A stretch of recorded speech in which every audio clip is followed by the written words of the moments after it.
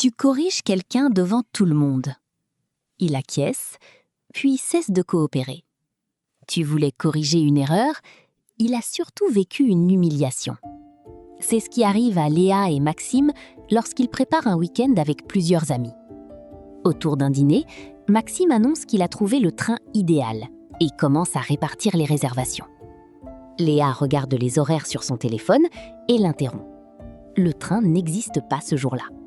Puis elle ajoute qu'il aurait encore dû vérifier avant de parler. Deux amis échangent un regard. Maxime répond simplement « D'accord ». Mais après le dîner, quelque chose change. Il ne propose plus d'activité, il ne répond que brièvement aux messages du groupe, et lorsqu'il reste une réservation à effectuer, il laisse Léa s'en occuper. Elle pense d'abord qu'il refuse d'assumer son erreur. Pourtant, le problème n'était pas seulement ce qu'elle avait dit, c'était l'endroit où elle l'avait dit. Devant un groupe, une critique transmet deux informations en même temps. Elle signale une erreur, mais elle peut aussi modifier la place sociale de celui qui la reçoit. Maxime ne devait plus seulement comprendre son oubli, il devait protéger l'image de personne fiable qu'il pensait perdre devant ses amis. Lorsque cette image est menacée, notre attention quitte facilement le problème concret.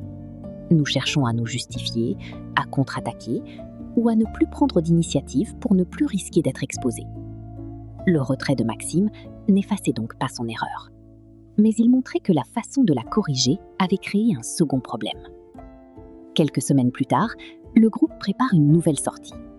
Maxime propose un restaurant qui sera fermé ce soir-là. Cette fois, Léa attend qu'il soit seul.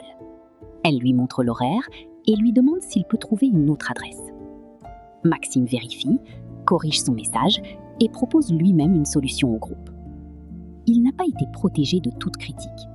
Il a simplement pu reconnaître son erreur sans devoir défendre son statut devant un public. Cela ne signifie pas qu'il ne faut jamais intervenir publiquement. Un danger, une information trompeuse ou une faute grave peuvent exiger une réponse immédiate.